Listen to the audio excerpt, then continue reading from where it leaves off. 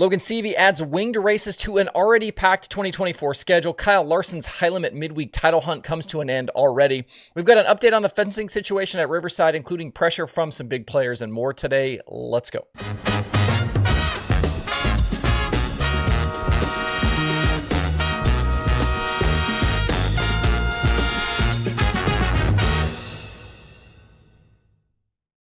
It's Tuesday, April 30th. I'm Justin Fiedler. This is DIRTRACKR Daily presented by Kubota Genuine Parts. Later this week, things get going in a big way at Eldora Speedway with the World of Outlaws and USAC sprint cars set for 2 nights. And for those of you headed to Eldora, that means another opportunity to visit our friends at the Whistle Stop Bar and Grill. It's located just 7 miles south of the racetrack. Don't forget, they also have a sister business located in downtown Greenville, Ohio called the Sure Shot Tap House. Sure Shot Tap House is a 46-tap self-pour facility featuring domestic and craft beer, ciders, seltzers, bourbons, and wines. They also have a self-serve cocktail machine that complements their amazing food menu. Venture upstairs to the Bullseye Game Lounge, which boasts duckpin bowling as well as 24 arcade games, making Sure Shot the ultimate destination to eat, drink, and play all under one roof. And new this year, they will be running buses from Eldora to Sure Shot on the Fridays of all major events. The trip includes a buffet, a $15 pour card, swag bag, and much more. Visit SureShotTapHouse.com/events for more information on this great day trip. Thanks to the Whistle Stop and Sure Shot Tap House for their support of The Daily Show. When the World of Outlaws sprint cars hit Jacksonville Speedway tomorrow on Wednesday, you can add a USAC champion to the list of expected entrants. It was announced yesterday that Logan Seavey will join Landon Simon Racing for probably something like an 18-race schedule. That is with the wing on. That will include races with the Outlaws High Limit and the Maverick Wing Sprint Series. When we talked about Seavey getting his late model opportunity back in February, I told you guys that Seavey had another winged deal in the works to add to his USAC Triple Crown attempt, and now it's come to light here. So almost 100 USAC races, plus something like 12 late model shows, and now an additional potentially 18 sprint car events. We'll see if he adds more to this with Swindell Speed Lab. Remember, Kevin Swindell told Area Auto News earlier this year that they were looking at some wing stuff with Seavey, and Jordan Swindell tweeted a while back that the car could come out sometime mid-summer. Swindell's obviously deep in their Victory Fuel business. Seavey has only made scattered wing sprint car starts throughout his career as he's focused more on midgets and a lot of the non-wing stuff. In 2023, he made 4 410 starts that included 2 with High Limit, 1 with the All-Stars, and the first ever Maverick show. He had a best finish of 9th. He actually did that twice with High Limit at Kokomo, plus the Maverick race at Lincoln Park. Seavey has run winged cars before at Jacksonville. He last made some stops there in 2019. He finished 3rd there in a MOA race that season. This Jacksonville show tomorrow could very well end up having a very healthy field of sprint cars. Remember, too, we're going to see the 410 sprint car debut with the World of Outlaws for Brandon Shepard there.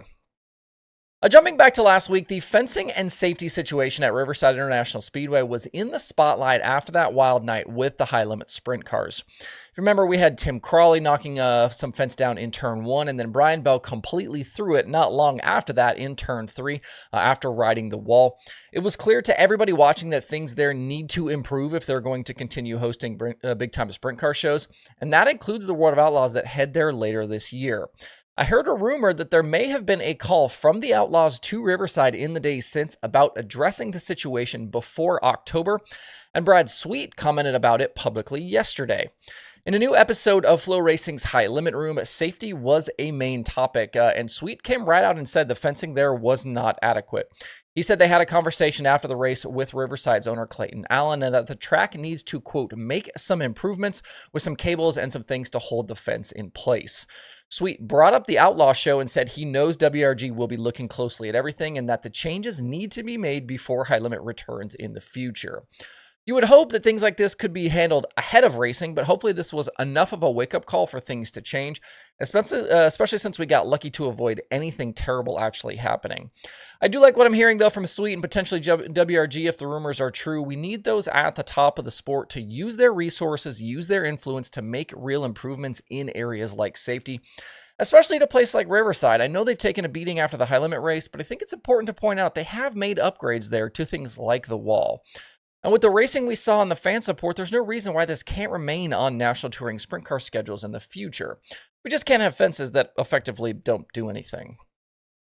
The other note to come out of that High Limit Room show is that Kyle Larson will not be able to chase the full High Limit Midweek Championship in 2024.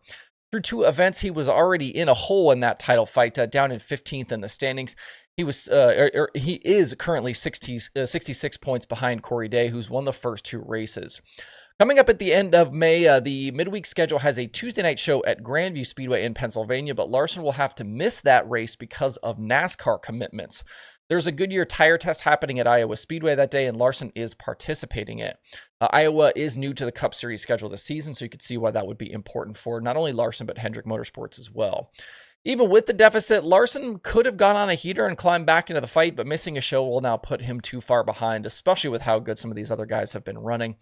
As long as the weather cooperates, High Limit is scheduled to be at 81 Speedway tomorrow night, with 2 nights at Lakeside coming up this weekend. Next up, I've got a neat story from Atomic Speedway promoter Charlie Vest and race director Dave Andrews. They've put together a 410 sprint car that they will be taking around to local area high schools there in Ohio that have automotive classes. They're going to allow students to get hands-on with the car and learn how everything works. Their first stop will be May 10th at Canton South High School in the automotive program that they have through the South Stark Career Academy. Hopefully we'll see some race fans created through this and maybe some future drivers and crew chiefs as well. It's a great way to give back to the community and share racing with the kids. Hat tip to those guys. Before we close out today, I've got some interesting numbers for you regarding Devin Moran. I have Lucas results in the database at DIRTRACKR.com/analytics going back to the 2020 season. So far through 17 races this year, Moran has his worst average feature start since that 2020 year, but has his best average feature finish to date. Moran went on a hellacious run down the stretch of 2023 to sneak into that Lucas Championship battle and then nearly won the damn thing at Eldora. If he continues like he's going right now, though, no late season charge will be needed. He's solidly in the mix, and it's all thanks to these big charges that he's doing come feature time. He's leading Lucas in feature plus minus at the moment. If you don't know what feature plus minus is, it's the positions that you gain or lose really from the start of the feature to the end. And he's at or near the top in 2 other key stats that we track. They are top 5 and top 10 value finishes. This stat basically tracks how often you get a good finish when you don't start well. In these first 17 races, Moran has started outside the top 10 9 times and has converted 7 of those to top 10s and 5 to top 5s. That includes charges of 23rd to 6th at Ocala, 20th to 10th at Alltech, and 18th to 5th at East Bay. And then this past Sunday, he went 13th to 5th at Port Royal. If that double down team could get him starting just a little bit better, there could be plenty more wins in the cards here for Moran. All right, that's it for the show today. You do have some streaming options this evening, so make sure to stop by DIRTRACKR.com/watch tonight to see the daily schedule. Hope you guys have a great Tuesday out there. We'll see you right back here tomorrow.